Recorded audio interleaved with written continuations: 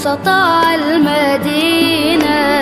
Dalam peringatan Maulid Nabi Muhammad SAW yang diperingati pada tanggal 12 Rabiul Awal di setiap tahunnya.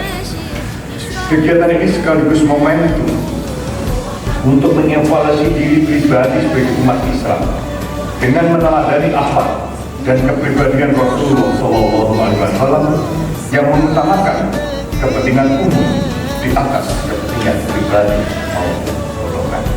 Perjuangan Rasulullah yang dilandasi sikap disiplin, kesungguhan, dan keikhlasan inilah yang harus kita yakini dan menjadi inspirasi untuk berbuat sesuatu yang bermakna bagi kepentingan keluarga, masyarakat, berdampak besar bagi bangsa dan negara.